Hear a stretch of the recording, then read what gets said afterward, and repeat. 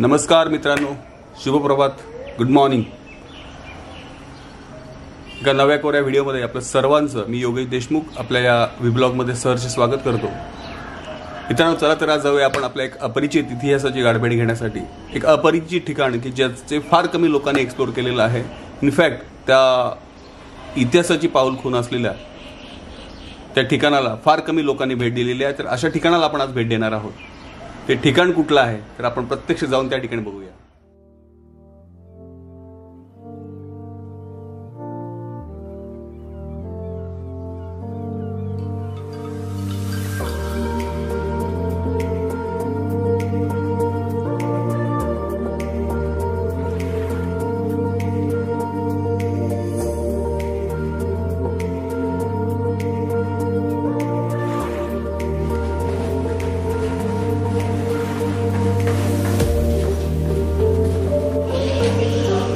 आपल्या ब्लॉगमधली आपली हमसफर.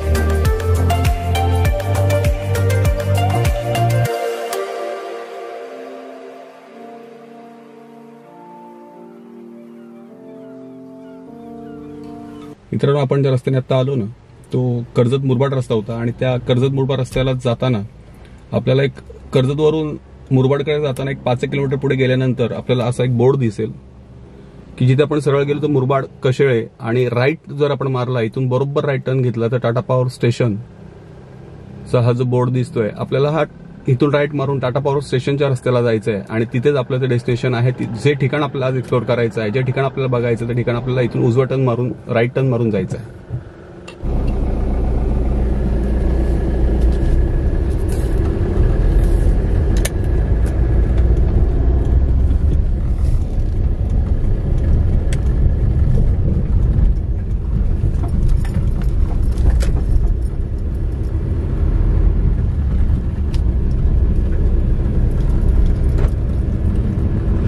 कर्जत मुरबाड हायवे सोडल्यानंतर आपण जो राईट मारला आणि त्या राईट मारल्यानंतर हा जो आता समोर आपला जो रस्ता आहे, हा टाटा पॉवर हाऊसचा रस्ता आहे.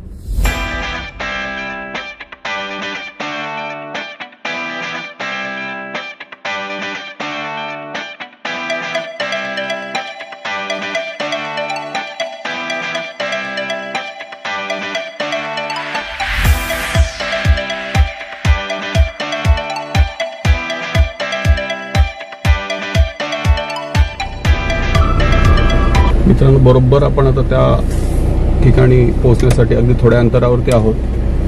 त्या ठिकाणी आपण राईट मारून, आपण टाटा पॉवर हाऊसचे रस्ते राईट मारून आपण हे रोकडेवाडी भिपुरी गाव म्हणून जसे बोर्ड लागलाय त्या बोर्डने आपण आतमध्ये जाणार आहोत. मित्रांनो, ज्या अपरिचित ठिकाणी मी आपल्याला घेऊन येणार होतो ते अपरिचित ठिकाण एक्झॅक्ट माझ्या बरोबर मागे आहे. हे आहे भिपुरी येथील ऐतिहासिक तलाव. चला तर आपण आतमध्ये जाऊन ते एक्सप्लोर करूया आणि मग तिथे त्याची माहिती घेऊया.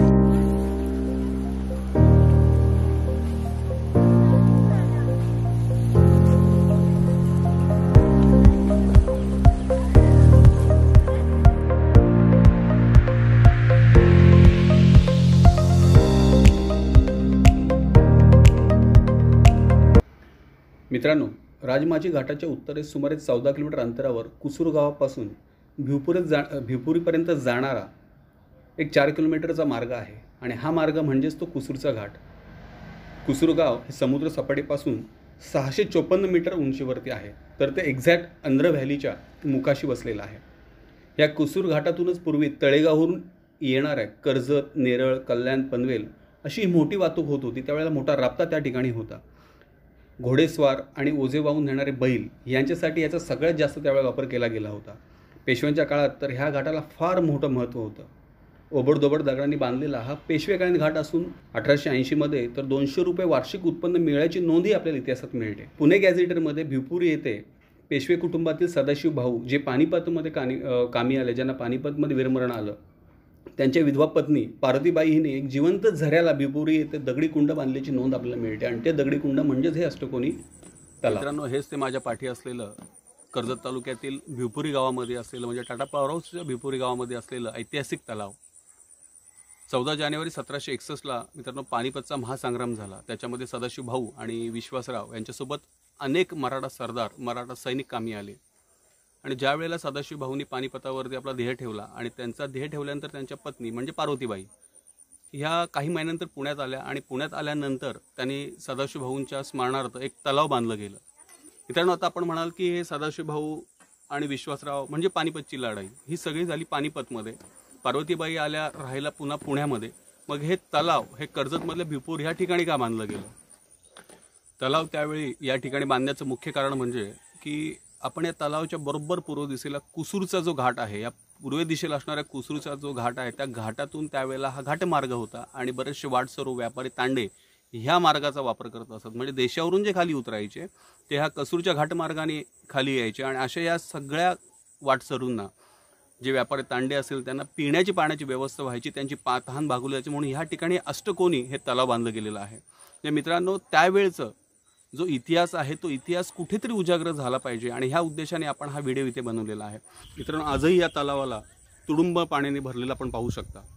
या तलावाच्या समोर जर आपण उभं राहिलं, पूर्व दिशेला तोंड करून उभं राहिलं तर आपल्या दक्षिण बाजूला जी आदिवासी वाडी आहे म्हणजे भिवपुरीची आदिवासी वाडी आणि तलावाच्या बरोबर पश्चिम बाजूला जे भिवपुरी गाव आहे, ह्या दोन्ही म्हणजे आदिवासी वाडी आणि गाव ह्या दोघांनाही भरपूर पाणी पुरवठा, 12ही महिने पाणी पुरवठा ह्या तलावातून आजही होतो.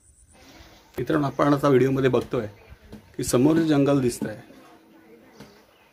जो डोंगर दिसतो आणि ते घनदाट जंगल दिसतंय, तिथूनच पहिले येणारा तो कुसूरचा घाट होता. त्या घाटावरून येणाऱ्या वाटसरूंना पाणी पिण्यासाठी हे बांधलेलं तलाव, ज्याला ऐतिहासिक वारसा आहे.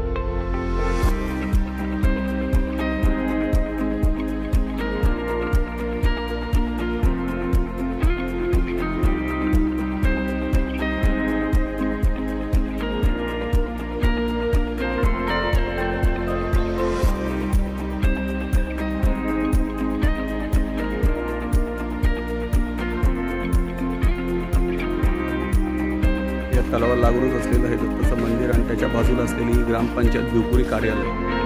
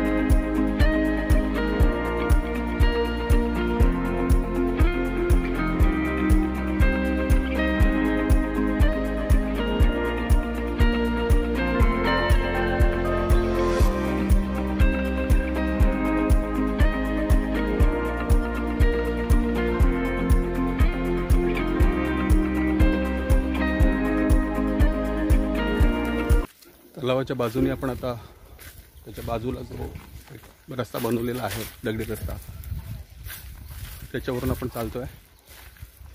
मित्रांनो, यानंतरही आपण असेच नवनवीन व्हिडिओ बनवणार आहोत. की त्या व्हिडिओमध्ये अपरिचित इतिहास, तर कधी आपल्या छत्रपती शिवाजी महाराजांचा इतिहास, आणि गड किल्ले, तर कधी आपण चांगली चांगली ठिकाणं एक्सप्लोर करणार आहोत. हे सर्व आपल्या ह्या ब्लॉगमध्ये असणार आहे.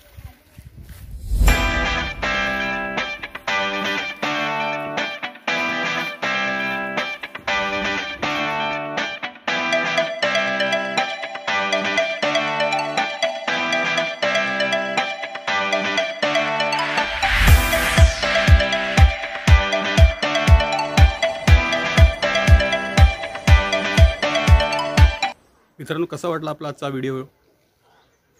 नक्कीच कमेंट्स बॉक्समध्ये खाली कमेंट्स करून आपण मला सांगा. काही सूचना असतील त्याही सांगा. आपण निश्चितच बदल करण्याचा प्रयत्न करूया.